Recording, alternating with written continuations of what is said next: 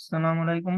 मेरा नाम मोहम्मद माजिद जलील है और आज हमारा टॉपिक है bacterial infection in human body, जिसमें हम ये बैक्टीरियल इन्फेक्शन में टाइप्स ऑफ माइक्रोब्स का ये हमारे पास बहुत ज़्यादा माइक्रोब्स होते हैं हमारे वर्ड्स में। बहुत इसके साथ हम किस तरह इंटरेक्ट करेंगे, इस माइक्रोब्स के साथ हम किस तरह इंटरेक्ट करेंगे वो भी हम पढ़ेंगे, और इसकी मिसाल के तौर पर किस तरह इसको हम क्लासिफाई करें जिसकी वजह से हम इसके साथ बाइंड कर सके, और इसका वायलेंस क्या है और ये किस तरह डिजीज ये किस तरह सर्कुलेट करती है। और disease that spread from host to host, इसका मतलब है कि एक होस्ट से डिजीज किस तरह एक होस्ट से दूसरे होस्ट में ट्रांसफर हो सकती है। There are several interchangeable terms we can use for disease that spread from host to host, just like यहाँ पे बहुत ज़्यादा तरीके होते हैं जहाँ जिसकी वजह से जो डिजीज होती हैं वो एक एक होस्ट से दूसरे होस्ट में ट्रांसफर हो सकती है। जस्ट लाइक इन्फेक्शियस डिजीज, वो डिजीज जो माइक्रो ऑर्गेनिज्म की वजह से हमारी बॉडी में आ सकती है। और दूसरा है कंटेजियस डिजीज, वो डिजीज जिसकी वजह से जो डायरेक्ट या इनडायरेक्ट कांटेक्ट की वजह से एक होस्ट से दूसरे होस्ट के साथ जो डायरेक्ट या इनडायरेक्ट कांटेक्ट होता है उसको हम कंटेजियस डिजीज को तो कहते हैं। उसको हम इसकी वजह से भी हो सकता है। और दूसरा होता है कम्युनिकेबल डिजीज, इसका मतलब है कि हम एक एक शख्स से बात करते हैं या दूसरा हाथ मिलाते हैं या कोई और ऐसी वो कर सकते हैं जिसको हम कम्युनिकेबल डिजीज कह सकते हैं, जिसकी वजह से डिजीज ट्रांसफर हो सकती है। और how this disease develop are period, ये डिजीज किस तरह खुद को डेवलप करती है। इसको इस को हम पीरियड भी कह सकते हैं। मिसाल के तौर पर डिजीज की होस्ट की कितने पीरियड, ये एक होता है इंक्यूबेशन पीरियड, दूसरा होता है अनसेट ऑफ इलनेस, और तीसरा होता है पीरियड ऑफ इन्वेजन, और चौथा होता है कन्वालेसेंट पीरियड। इंक्यूबेशन पीरियड, ये लेंथ पीरियड मिसाल के तौर पर इसका ये मतलब है कि ये ज्यादा टाइम ले सकता है। For from the moment of microbes introduce a susceptible host to the moment that symptom begin to appear is known as incubation period. जब माइक्रोब हमारी बॉडी में एंटर हो जाते हैं, और वो मूवमेंट शो करते हैं जिसकी वजह से हमारी बॉडी में सिम्टम्स शुरू होने लगते हैं, इसको हम कहते हैं इंक्यूबेशन पीरियड। इसका मतलब ये कुछ इंक्यूबेशन कुछ डिजीज होते हैं जो जल्दी से अपने सिम्टम शो करते हैं, जस्ट लाइक कॉमन कोल्ड, वो फ्यू डेज में अपना सिम्टम शो करते हैं। और दूसरा कुछ होते हैं वो वीक्स या मंथ लगा देते हैं, और कुछ होते हैं जो ईयर लगाते हैं, जस्ट लाइक लिप्रोसी। ये लिप्रोसी जो होता है ये साल लगाता है अपनी सिम्टम को शो करने में। Relevant factor of incubation period, इसका रिलेवेंट फैक्टर क्या होता है, the length of incubation period depend on factor like health. ये जो इंक्यूबेशन पीरियड का जो ले मिसाल ये कुछ चीज़ पे डिपेंड करता है जिसकी वजह से उसका इंक्यूबेशन पीरियड ज़्यादा होता है।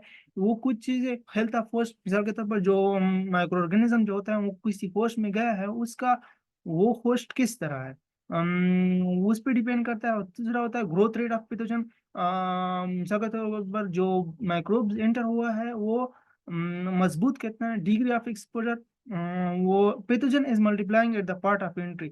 जो पैथोजन उस जगह पे मल्टीप्लाई करेंगे जहाँ पे वो पैथोजन एंट्री एंट्री कर चुका है। No symptom have yet develop, अभी तक उसमें कोई सिम्टम शो नहीं होते। अनसेट ऑफ इलनेस और प्रोड्रोमल फेज, इसको हम प्रोड्रोमल फेज भी कह सकते हैं। In the early stage of some illness you might experience is called prodromal phase. जब आपके अंदर माइक्रोब जब आपके होस्ट के अंदर माइक्रोब्स आ जाता है, और आपको इलनेस बीमारी हो जाती है, इस वजह को हम प्रोड्रोमल इस फेज को हम प्रोड्रोमल फेज कहते हैं। ये तब होता है जब आप वीक होते हो, और ये बीमारी तब आती है जब आपका इम्यून सिस्टम पहले से वीक हो किसी और बीमारी की वजह से।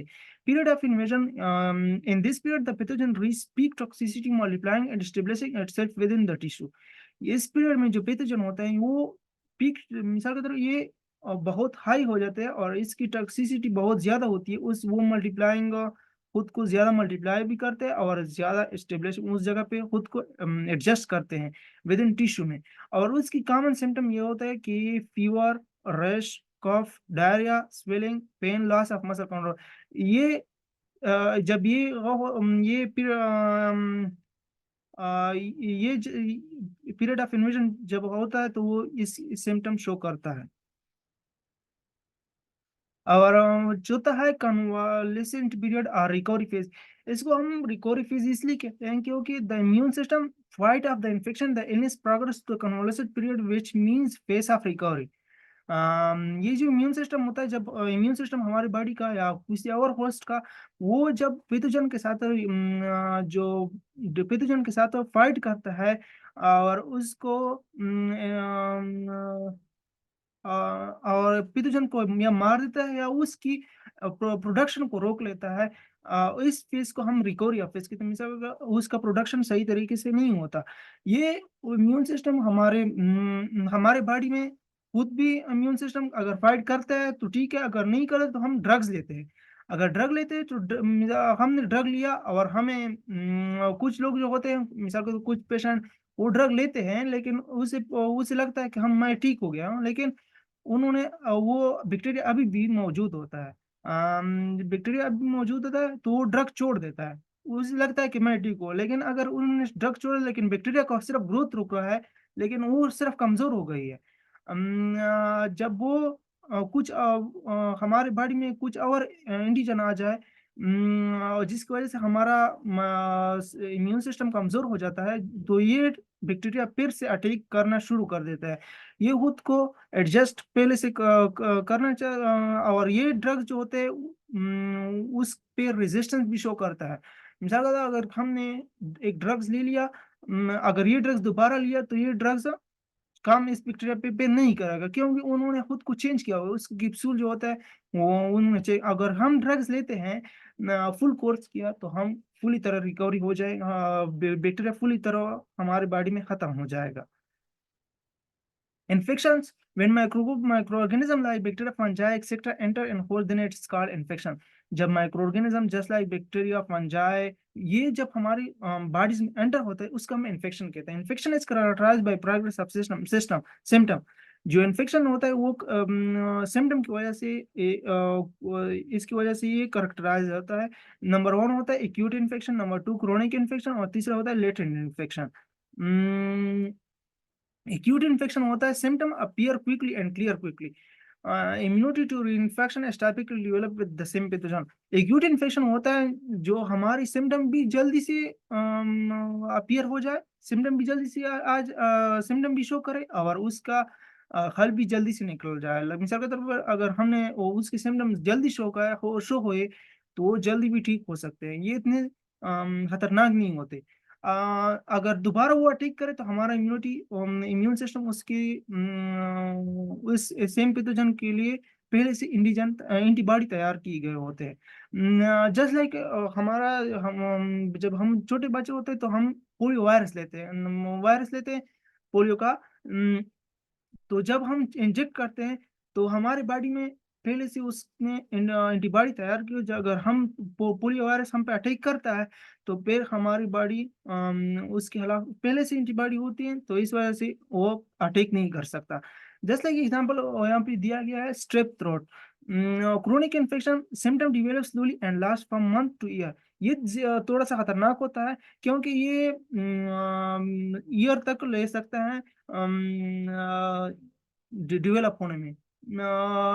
आपको सिम्टम शो करने में ये ईयर लगा सकता है। जस्ट लाइक ट्यूबरकुलोसिस आहिस्ते आहिस्ते आपकी बॉडी को खत्म करते हैं और आपको पता भी नहीं लगता। जब पता लगता है तो वो आप खत्म हो जाएंगे। तीसरा होता है latent infection. This infection germ is hide. इसलिए इन्फेक्शन जो होते हैं ये उन्होंने जर्म्स हाइड किए होते हैं, जो उसका जो जगह होता है इन्फेक्शन साइट जो होता है उन्होंने उसे हाइड किए गए होते हैं। The infection germs is hide, the illness have completely goes away.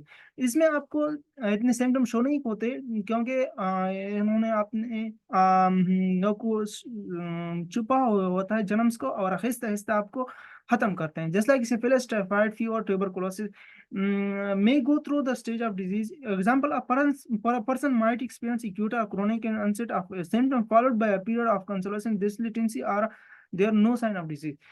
अगर कोई पर्सन होता है उसके वो क्रोनिक स्टेज में या एक्यूट स्टेज में उन्होंने एक्सपीरियंस किया हुआ है, तो वो लेटेंसी उन्होंने अपने आप को उस तरह तैयार किया गया होता है। अगर वो सेहतमंद इन दोनों की वजह से सेहतमंद रह चुका हो, तो वो लेटेंट इन्फेक्शन इस पर इतना असराता शो नहीं होते। Disease can come back from dormancy at any time. ये डिजीज जो होते हैं वो कभी भी वापस आ सकती हैं। The microbes linger without causing disease and waiting to act until the immunity is low. ये माइक्रोब जो होते हैं ये डिजीज तब कर सकते हैं जब हमारी इम्यूनिटी लो हो जाए। ये ऐसे मिसाल के तौर पर अगर किसी और माइक्रोब्स ने यहाँ पे एंट्री की और उसकी वजह से हमारी बॉडी हमारा इम्यून सिस्टम जो होता है वो कमजोर हो जाए, और इसी की वजह से ये फिर आ सकता है। ये क्यूरेट भी हो सकता है, मिसाल किसी और एंटीजन को भी ला सकता है हमारी बॉडी में। Individual that carry infection disease and spread them without showing symptom. ये इन्फेक्शन आहिस्ते आहिस्ते से स्प्रेड करते हैं किसी भी सिम्टम को शो किए बगैर। General speaking, the infection disease can be transmitted at any stage of infection cycle. It just depend on the microbes. ये जो infection disease होता है ये किसी भी स्टेज पे किसी स्टेज पे डिपेंड नहीं कर सकते, ये किसी भी स्टेज में आ सकते हैं।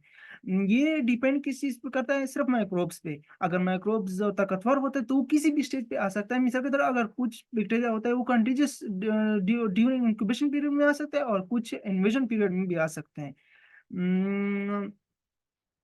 How then do the disease find us. ये डिजीज होते हैं हमको किस तरह, होस्ट को किस तरह फाइंड करते हैं। Infection microbe need to have reservoir. ये जो इन्फेक्शन माइक्रोब होते हैं उसको किस चीज की जरूरत होती है, रिजर्वायर की। और रिजर्वायर का मतलब होता है कि उसमें होम बाइस, इसका मतलब कहते हैं अगर हम कोई कुछ चीज देते हैं तो वो कुछ चीज लेते हैं। ये जस्ट लाइक होम बाय होता है। अगर हम किसी भी चीज को होम को खरीदते हैं या बाय किसी कवर को देते हैं तो वो हमको हर चीज देते हैं। ये जस्ट लाइक इस तरह होता है। There are many potential reservoir. यहाँ पे बहुत ज्यादा potential reservoir just like animal और ह्यूमन। एनिमल और ह्यूमन को होता है ये plant soil water, plant soil water जब लेते हैं या खाते हैं या उसमें खेलते हैं, इसी की वजह से बैक्टीरिया हमारी बॉडी के अंदर आ सकता है। मिसाल के तौर पर वाटर में कोई पैथोजन है, अगर हम उसी पानी को पिए तो ये हमारी बॉडी को इन्फेक्ट कर सकता है। द एनिमल हॉर्ब्स or pathogen is a pathogen. जो एनिमल हॉर्ब्स मिसाल के तौर पर जो एनिमल हॉर्ब The pathogen can be directly transmitted from animal to human or through a vector. ये जो पैथोजन होता है ये हमारी बॉडी के अंदर डायरेक्टली भी ट्रांसमिट हो सकता है और इनडायरेक्टली भी एनिमल के जरिए। मिसाल के तौर पर अगर एनिमल के साथ जब हम एनिमल को खाए, हमने उसको सही तरीके से पकाया नहीं या कुछ उसका दूध पिया, तो इसकी वजह से हमारे बॉडी बॉडी के अंदर पैथोजन आ सकता है, क्योंकि इन्होंने हर्ब्स जो प्लांट्स वगैरह वगैरह होता है उन्होंने वो खाए होते हैं। ये ह्यूमन के अंदर वेक्टर के जरिए भी आ सकता है। जस्ट लाइक वेक्टर जो होते हैं वो मस्कीटो भी हो सकता है और फ्लो या वाटर भी हो सकता है।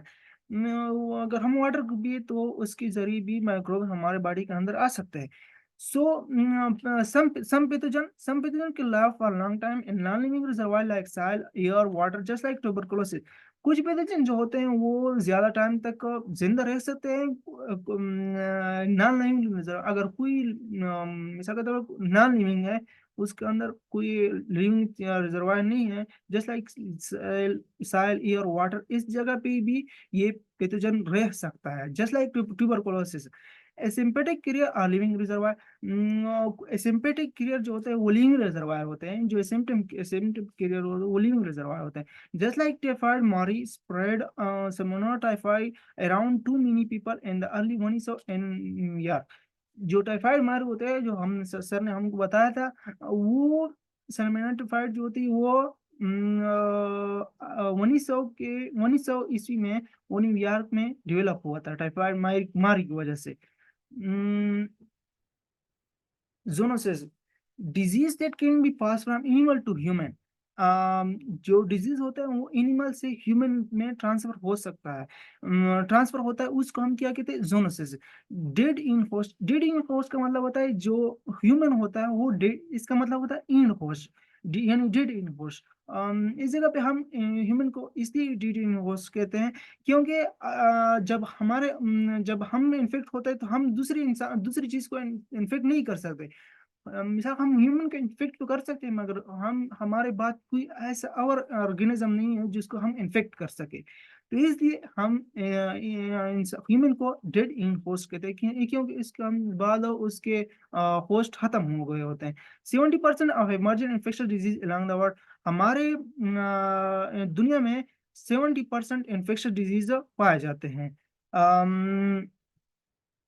जो टाइप ऑफ ट्रांसमिशन का मतलब होता है कि हमारे बॉडी के अंदर जो बैक्टीरिया इंटीजन जो होते हैं, या बैक्टीरिया माइक्रो ऑर्गेनिज्म जो होते हैं, वो हमारी बॉडी के अंदर किस किस तरह ट्रांसफर हो सकते हैं। जो नंबर वन होता है उसके टाइप से, नंबर वन होता है वर्टिकल ट्रांसमिशन। वर्टिकल ट्रांसमिशन होता है from parent to offspring through through placenta, milk, ओम, स्पर्म। जो वर्टिकल ट्रांसमिशन होता है वो पेरेंट्स से ऑफस्प्रिंग, पेरेंट की वजह से ऑफस्प्रिंग करते हैं, पेरेंट्स से बच्चों में आ सकता है। किस चीज की वजह से? प्लेसेंटा, दूध की वजह से, और स्पर्म की वजह से। हॉरिजॉन्टल ट्रांसमिशन वो होता है जो one infected infected person to another person, वो एक पर्सन से दूसरे पर्सन में आ सकता है। जैसे लाइक उसको डायरेक्ट कांटेक्ट भी डायरेक्ट कांटेक्ट के साथ भी हो सकता है, और इनडायरेक्ट कांटेक्ट के साथ भी हो सकता है। डायरेक्ट कांटेक्ट में इस तरह हो सकता है कि वो किसी के साथ स्किन कांटेक्ट करे, या बाइट बाइट जो या इंजेक्शन की वजह से, ये डायरेक्ट कांटेक्ट है। और इनडायरेक्ट कांटेक्ट होता है जो garden fall fall food side, जैसे अगर हमने फूड खाया, तो वो इस तरह होता है। Artificial route ingestion of feces through poor hand washing during food preparation by touching a contaminated surface, and then to mouth। जैसे और फीस वो होता है जो हमारे अगर हम हाथों को सही तरीके से ना धोए, जब हम फीसिस करें, और फिर भी हम फूड को तैयार करें, या अगर हम अगर हमने फीसिस किया फिर हमने मौत को हाथ लगाया, तो इसी की वजह से ये ट्रांसमिशन हो सकता है। हमने यहाँ पे पढ़ा टाइफाइड मारी। टाइफाइड मारी जो होता है वो टाइफाइड मारी एक लड़की थी, वो एक रेस्टोरेंट रेस्टोरेंट में काम करती थी। तो वो जब खाना पकाती थी तब वो जब वो खाना पकाती थी, वो खाना पकाती थी, जब वो बाथरूम में जाती तो वो सही तरीके से हाथ ना धोती थी, या बिल्कुल धोती भी नहीं थी। फिर भी वो खाना पकाती थी, या सही तरीके से और सही तरीके से खाना भी नहीं पकाती थी। तो इस वजह से वो जो बैक्टीरिया था वो इस वजह से ट्रांसफर हुआ। ये था हमारा का टॉपिक, ट्रांसमिशन ऑफ ये हमारा टॉपिक था बैक्टीरियल इन्फेक्शन इन ह्यूमन। तो अस्सलाम वालेकुम।